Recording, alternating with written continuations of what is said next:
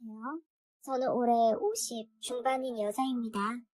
50년이란 세월 동안 결혼은 3번, 사별 1번, 이혼 1번, 재혼 1번, 나란히 1번씩 해본 경험이 있답니다. 남들은 살면서 1번이나 하면 평범하다 하는 일을 저 혼자서 다 하고 있었네요. 이것도 복이라면 복일까요? 아마 박복이겠죠.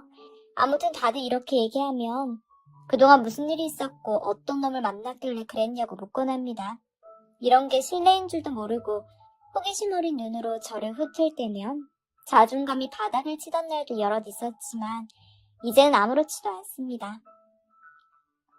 사람 인생살이 다 그렇죠. 첫 번째 결혼은 중매로 한 결혼이었습니다. 부모님의 강압에 못 이겨서 억지로 나간 자리였고 상대방도 마찬가지였죠. 얼굴 본 건 5번도 안 됩니다. 서로 이름만 아는 상태로 결혼했다 해도 맞는 말이다 할 정도로 과장이 아니죠. 그래서인지 사랑 없는 결혼 생활은 건조하기 그지없더군요. 밖에서 뭐라고 다니는지, 누굴 만나고 다니는지, 집에서는 한 공간이 있긴 한 건지, 매년 돌아오는 결혼 기념일은 고사하고 생일에도 남편과 밥 한 번 먹어본 적이 없던 저입니다. 저도 나쁘진 않았어요.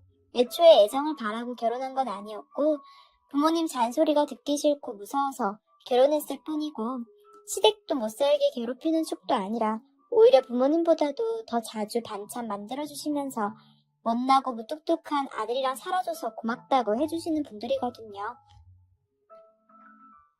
어쩌면 그 시간을 남편이 아닌 시댁을 보고 참았나 싶기도 합니다.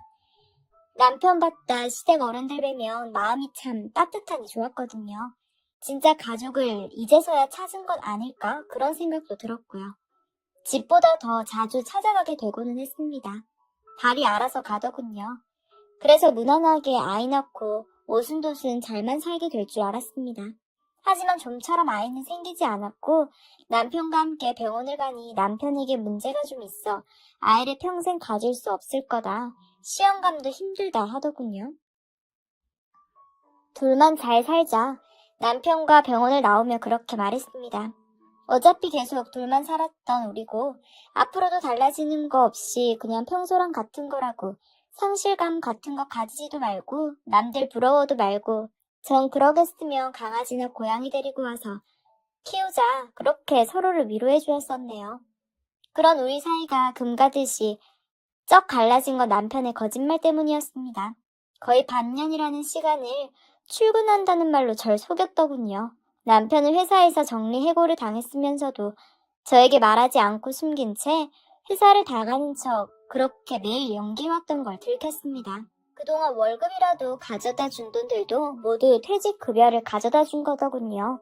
아무래도 이상하긴 했어요. 꼬박꼬박 계좌이체에 들어오던 돈들을 봉투에 넣어다 주니까요. 작은 구멍가게도 아니고 회사가 그런다고 하니까 당신네 회사 요즘 좀 웃기다 하고 말았는데 그게 그런 이유였다니 앞이 새하얘지면서 어떤 말을 해야 할지 모르겠더군요. 말이 안 나왔어요. 왜 숨겼냐 하니 곧 취직이 다시 될 줄 알았다고 하더군요. 근데 반년이나 실업 기간이 길어질 줄 몰랐다면서 면목이 없다고만 합니다.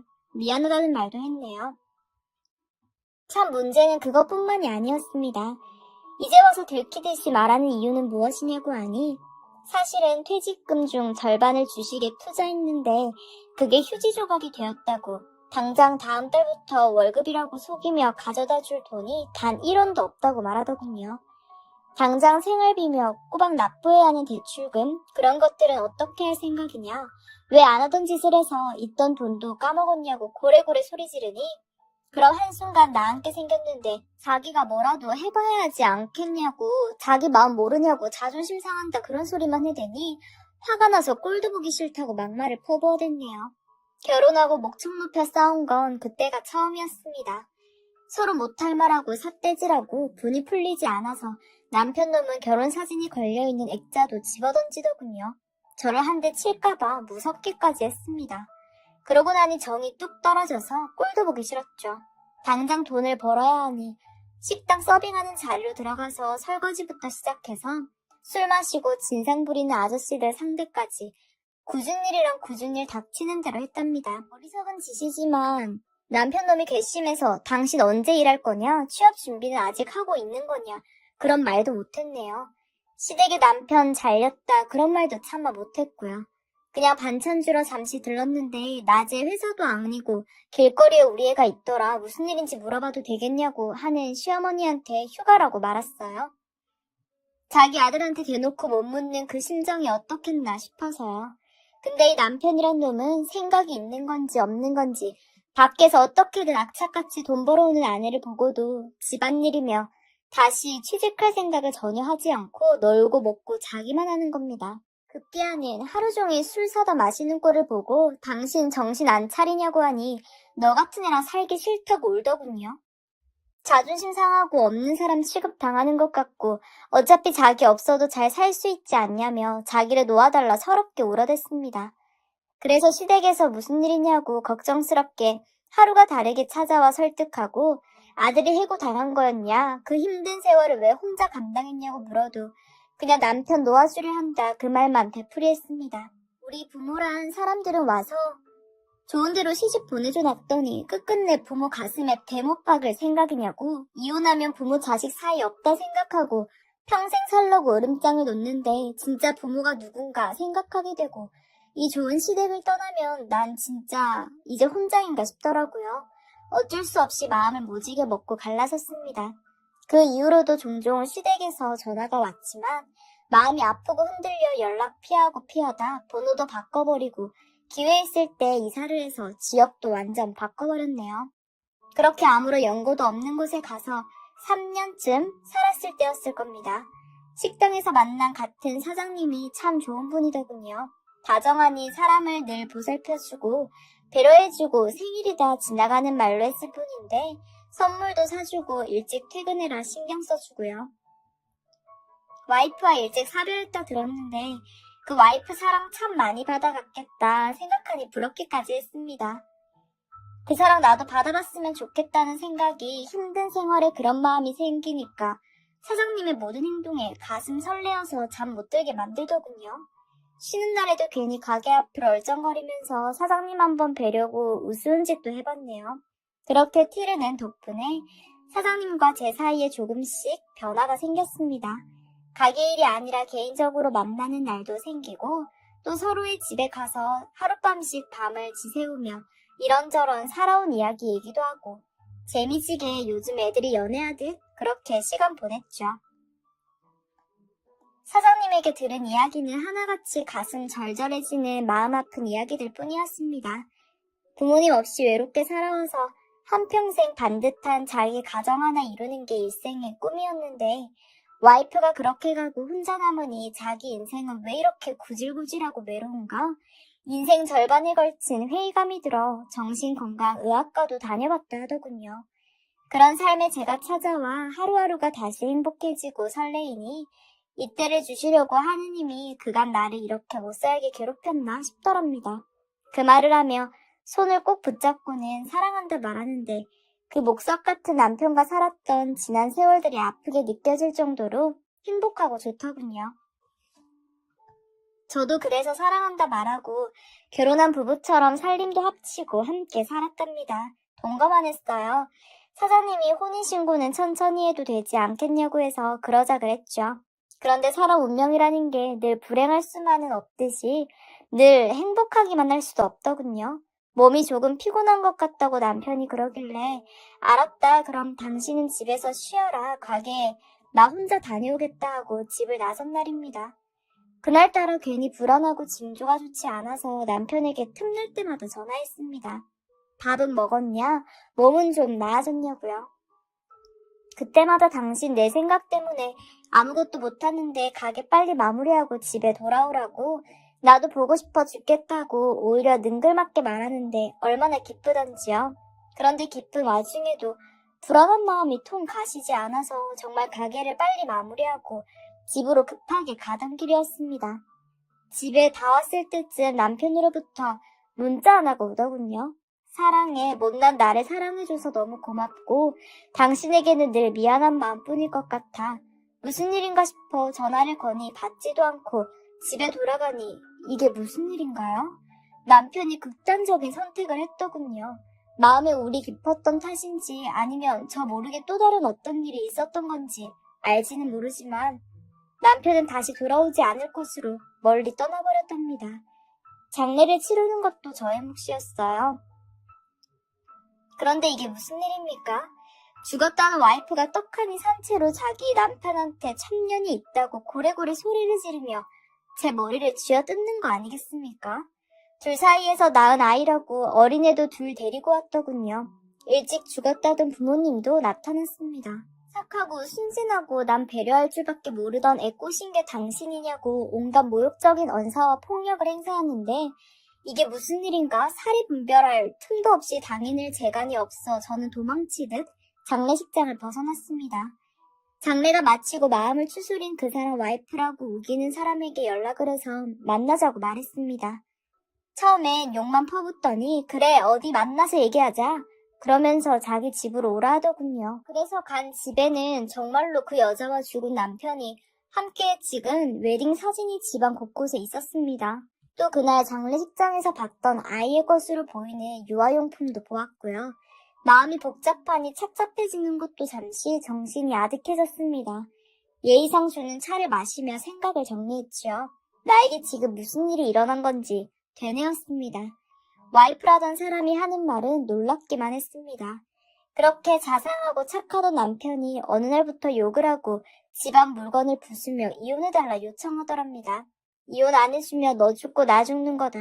그런 협박까지 할 정도로 강력했다고 합니다. 이유도 모르고 이혼할 순 없어서 도대체 왜 그러는 거냐고 몇 번이나 재촉해 물으니 그제서야 사랑하는 여자가 생겼는데 너 때문에 결혼 못하게 생겼다고 자기 혼자라 말했는데 거짓말쟁이 나쁜 놈 만들 거냐고 너한테만 나쁜 놈이면 되지 않겠냐고 그리 말하더랍니다. 그래서 죽어도 이혼은 못해준다고 하니 집 구해서 나가 살겠다고 짐 챙겨 나가고 가게로 찾아오면 진짜 죽이겠다고 눈을 시퍼렇게 뜨고 협박해서 찾아가지도 못하고 그저 울면서 이혼 서류에 도장 찍지 않고 이 악물고 버텼답니다. 그 말을 말하면서 이를 악물고 부들부들 떠는 여자를 보니 거짓말인 것 같지 않아 고개를 숙였어요. 몰랐다는 것도 죄 아니겠냐. 미안하다 정말 미안하다. 그런 사람인 줄 몰랐고 나 때문에 이런 마음고생하는 사람이 있을 거라고 꿈에도 생각해본 적 없다고. 여기 살면 당신과 오고 가며 언제든 한 번은 마주칠 텐데 내가 떠나겠다고 그렇게 서둘러서 짐을 챙겨 본래 살던 곳으로 돌아와 버렸답니다.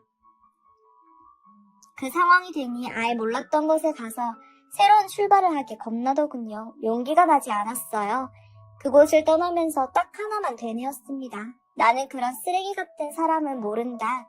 그 여자가 미쳐서 나한테 없는 이야기 소설 같은 이야기를 한 거다. 미안한 마음은 가지되 난 그냥 사별한 거다. 남편을 그냥 불우한 사고를 당해 잃은 것뿐이니 괴념치 말자. 다시 돌아온 곳에서도 제가 할 수 있는 일은 식당 일밖에 없었습니다. 그 지역에서 제일 잘 나가는 식당에 들어가 설거지부터 또 온갖 잡일을 했죠. 아무리 잘 나가는 식당이어도 가끔 손님보다 직원 수가 많을 때가 있지 않습니까? 그럴 때 사는 이야기 몇 번 하다 보니 우연치 않게 전 남편 사는 이야기를 듣게 되었답니다. 지금은 작은 카페를 동네에서 운영하며 잘 살지도 그렇다고 못 살지도 않고 그냥저냥 운영하면서 지내고 있다 하더군요. 그러니 잊고 지냈던 시부모가 너무 보고 싶어졌습니다. 염치없게도요. 그 마음이 닿은 건지 3달쯤 지나 우연히 시부모와 마주쳤습니다. 시부모 옆에는 웬 아가씨가 있었는데 차만 예쁘더군요. 시부모는 놀라 아가씨를 멀리 보내고는 그동안 어떻게 지냈냐고 사람이 참 매정하다 연락 한 번 없이 그렇게 모질게 사라지는 법이 있냐며 제 손을 꼭 붙잡고 울며 저를 원망하시는데 저도 그만 그 자리에서 아이처럼 엉엉 울어버렸습니다. 부모와도 영 끊고 살고 멀리 나가 살다 사람한테 상처만 받고 돌아와 이제 마음도 몸도 너덜너덜해져서 쉬고 싶은데 쉬지 못하고 몸을 바삐 움직이고 있다. 어쩌다 내 삶이 이렇게 망가졌는지 모르겠다 하는데 시부모가 무언가 결심한 듯 제 번호를 달라 하시더니 나중에 따로 연락하겠다고 그 아가씨와 사라졌습니다. 시부모는 정말로 며칠 후에 저에게 연락 주셨습니다. 다시 함께 살자고 하더군요. 부부가 이혼했다 재혼하는 거 요즘 세상에 흉이냐? 흉이라 할지라도 자신들이 더 잘할 테니 자기들만 믿고 다시 재혼하라는 말에 그게 어디 우리 마음만 가지고 되는 일이냐. 전 남편 이야기도 들어봐야 아는 거 아니겠냐 그렇게 물으니 전 남편도 저를 많이 그리워하고 있다고 얘기해주더군요. 시부모님의 추진으로 다시 만난 남편은 그렇게 배움을 받고 나온 건지 뭔지 몰라도 진짜로 제가 없는 세월 동안 너무 보고 싶었다고 얘기해줬습니다. 그리웠다. 자기가 마지막에 그리 못되게 군 게 내내 가슴에 맺혀 울며 지낸 밤도 셀 수가 없다고 다시 만나게 되면 정말 잘해주려고 카페 하나 차려서 열심히 일하고 있다며 그렇게 저를 어르고 달래주더군요. 그래서 처음 결혼할 때 못 해봤던 우리 둘만의 데이트도 해보고 시부모님이랑 같이 1박 2일 여행도 다니고 식당 일도 접고 시부모님 댁에 들어가 살며 집안일도 맡아 하고 남편 가게에 가서 잠시 자리도 봐주며 그렇게 지내다 결혼식 없이 혼인신고만 다시 했습니다. 그리고 오순도순 그 전에 없던 화목함을 가진 채 새로운 삶을 살기 시작한 거죠. 급하게 뭐 서류 준비할 게 있어 뒤져보다 나 없는 사이 재혼했었던 남편의 결혼식 사진을 보기 전까지요. 그 결혼식 사진 속 여자가 제가 다시 돌아왔을 때 보았던 그 아가씨더군요. 그걸 보고는 내가 아는 걸 누가 알게 될까 무서워 얼른 숨겼습니다. 지금도 가슴이 콩닥콩닥 거리네요. 그 여자하고 어떻게 정리를 한 건지, 그 여자는 지금 어디서 지내는지, 정말 제대로 정리를 한 건 맞는지, 나한테 했던 말과 꼬심은 그럼 뭐인지, 날 단순 가정부로 생각해서 꼬셔 데리고 왔다 생각하기에는 지금 삶이 너무 달콤하여 말도 안 되는 소리란 생각이 들었습니다. 하지만 저에게는 일이 달콤히 잘해주었으면서 저 여자는 그럼 어떻게 쫓아낸 건지 이런 생각을 하다 보면 잠을 잘 수가 없어 뜬 눈으로 지새웁니다. 너무 궁금하여 하루에도 몇 번이고 어떻게 된 일이냐 묻고 싶은데 저도 떠난 후 과거가 생긴지라 누가 누구한테 뭐라고 할 입장이 아닌 처지가 아니었기에 당당히 묻지도 못하고 소가리만 하고 있었죠. 그런 와중에도 시부모와 전 남편, 아니 지금의 남편은 제가 안색이 많이 안 좋아졌다면서 유명한 한의원에 가서 줄 서서 비싼 돈으로 보약 지어다 주고 제가 좋아하는 음식으로만 상다리가 부러지게 밥 차려줍니다. 그래서 그냥 모른 채 살까 싶은데 이렇게 지나가는 게 또 맞는 건가 잘 모르겠더군요. 그러던 중 남편이 핸드폰을 두고 카페에 나갔을 때였습니다. 저장되어 있지 않은 번호로 전화가 와서 대신 받으니 황급히 끄더군요. 다시 전화를 거니 받지 않고요. 이상한 마음에 핸드폰을 뒤지니 그 여자였습니다. 남편은 그 여자와 연락하고 지내던 거였죠. 해고 후 변변하지 못하게 지내고 있는 자신을 부모님이 다시 먹여주고 재워주며 키워주고 있고 재산도 저와 재혼해서 저를 집에 들이지 않으면 부모님이 한 푼도 줄 수 없다 해서 울며 겨자 먹기로 저와 같이 살고 있는 거 알지 않냐고 부모님 돌아가실 때까지만 효도한다 생각하고 버티라고 그렇게 문자를 주고받았더군요. 막말로 시댁살이 안 해서 좋은 건 너 아니냐 이런 말도 했습니다. 기가 차서 말도 안 나왔어요. 문자 내용 뭐냐고 카페에 가서 물으니 알게 된 마당에 부모님 앞에서만 친한 척 지내자 하는데 어떻게 해야 할지 모르겠더군요. 정말 인생 헛살았나 봐요. 이 이야기를 시댁에 해야 할지 아니면 모른 척 눈 감고 살아가야 할지 방법이 없네요. 저만 모르는 척하면 이 평화가 유지되지만 그렇다고 제가 알고도 속는 바보가 되기 싫어 혼란스럽습니다. 전 어떻게 해야 할까요? 제 사연은 여기까지입니다. 여러분 들어주셔서 감사해요.